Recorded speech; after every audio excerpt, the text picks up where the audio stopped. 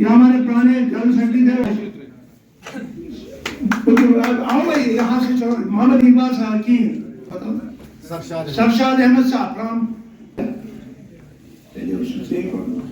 बीवी जो हमारे शबीर अहमद लोन साहब, जोरदार ताली हुई। चलिए जोरदार ताली हुई।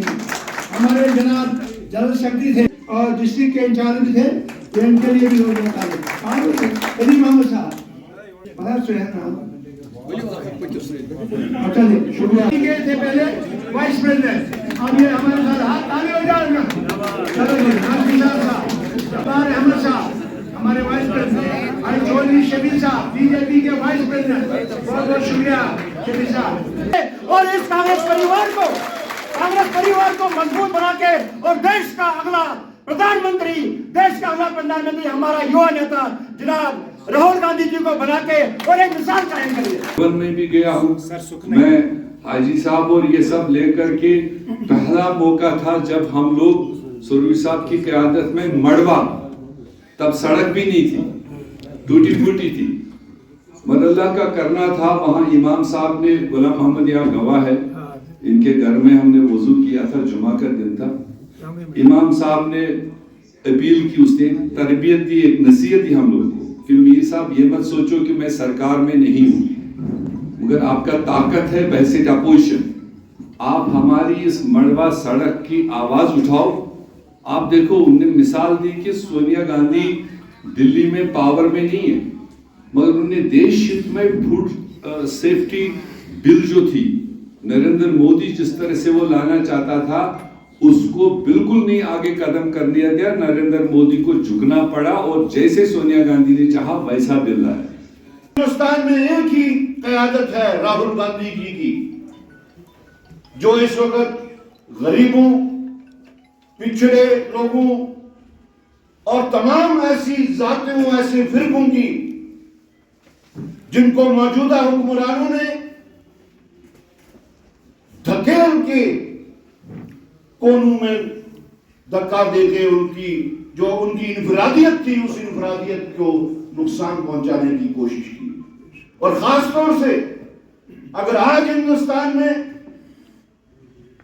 जो हिंदुस्तान की अक़लियत है, हम लोग, हम मुसलमान, वो मुसलमान जो हिंदुस्तान के कोने कोने में 22 करोड़ मुसलमान जो है, अगर उनकी कोई बात करता है, उनके ऊपर जुल्म सितम की कोई बात करता है, उनको मार्जिनलाइज करने के खिलाफ जो बात करता है, तो वो आपके और मेरे राहुल गांधी।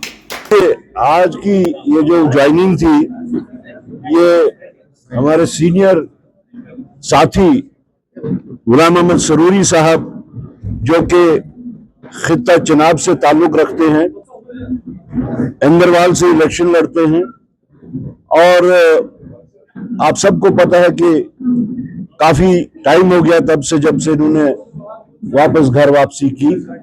तो आज वो अपने उन तमाम जो साथी थे, सीनियर साथी थे, हल्का वाइज, पंचायत वाइज, उनको यहां लाके आज उन्होंने ज्वाइन करवाया। और इस ज्वाइनिंग से न कि सिर्फ इंदरवाल बल्कि तमाम चनाब खित्ता में एक मुस्बत असर पड़ेगा, एक पॉजिटिव इम्पैक्ट पड़ेगा, पॉजिटिव मैसेज जाएगी। तो हमने आज सरूरी साहब के साथ आने वाले तमाम लोगों का जो है खैर मकदम किया यहाँ पे।